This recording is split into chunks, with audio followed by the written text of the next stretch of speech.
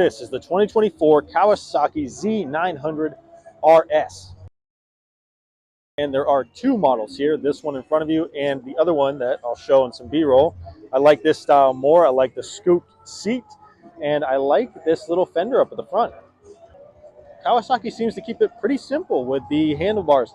Just a start and stop and throttle, and high beam blinker horn. This one does have hazards, and a select button. I'm not sure what that's for exactly. 900cc, chain drive, dual disc brakes in the front and single disc brake in the rear. Pegs do seem a little bit higher up. So sitting on it right away, I can already tell I'm leaning forward more than I thought I would be. The handlebars do kind of look like sport bike bars. The dash is very nice, just like the 650 RS, maybe a little bit different. Tank looks huge. Let's get right into the test ride. The 2024 Kawasaki Z900 RS. This thing, riding position feels great. 6'4", very comfortable. The throttle feels very touchy, just like the Z900. It's got a ton of power on tap, ready to go. Engine sounds really smooth. The clutch releases immediately.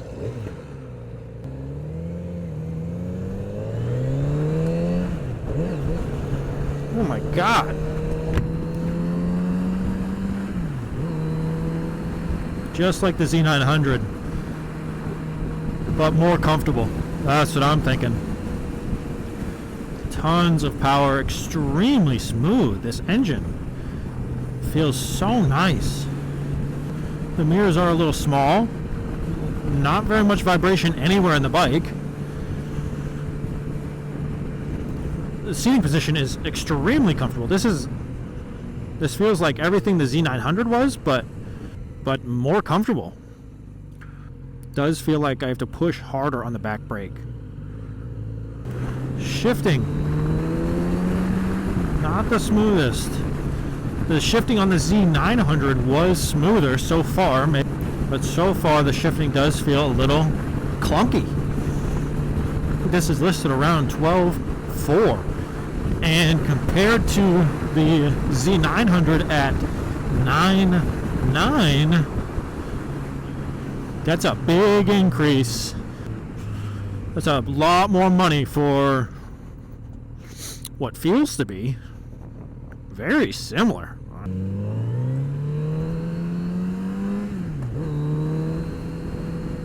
My goodness. You guys wouldn't believe how smooth this bike is.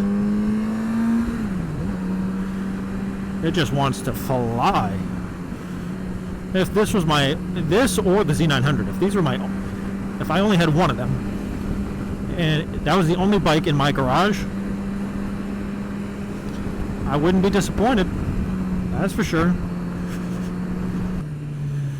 I would say this one is probably more passenger friendly than the Z900, just because the seat is more flat all the way back.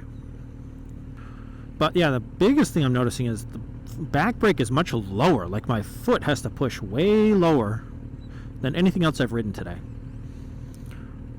So let's talk about the dash. Excellent, just like the 650 RS, but maybe it is exactly the same. Tack, analog tack, analog miles per hour, fuel gauge, gear indicator.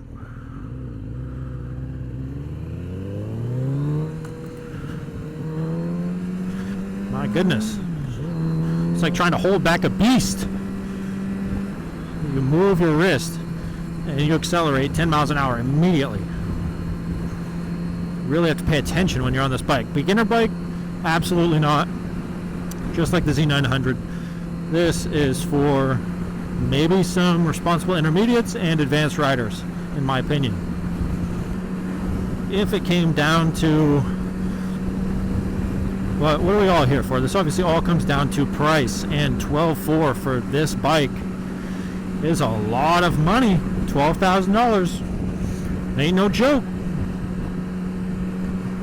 get that Z900 over $2,000 cheaper, and I'm telling you, they feel the same. But which one would I pick? I love the look of this bike. I like the feel of this bike. But, oh my god. But the shifting is a little clunkier. Can't deny that. For some reason, it does feel a little clunkier on this bike. And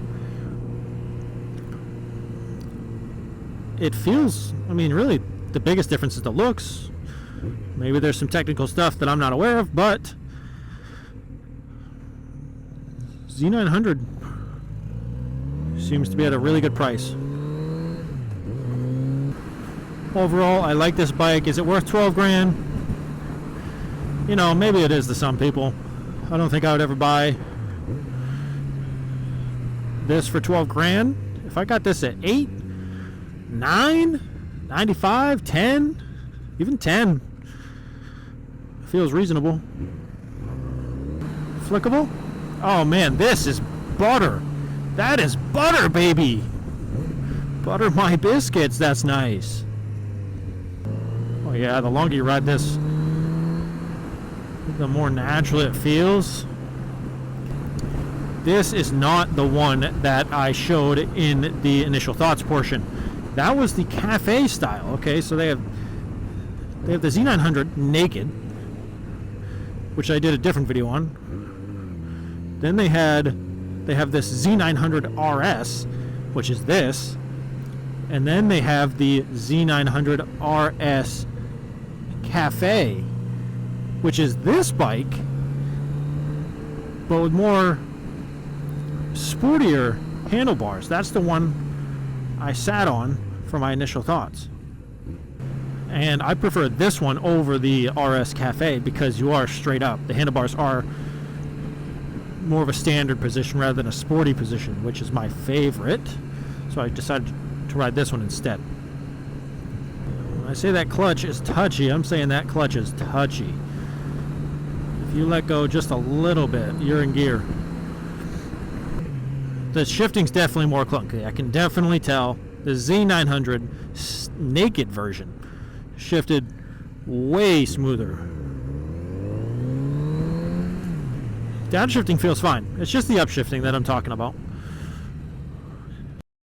Just came back from the test ride of the 2024 Kawasaki Z900 RS, and this bike was trying to get away from me the whole time. Wasn't even trying to go fast.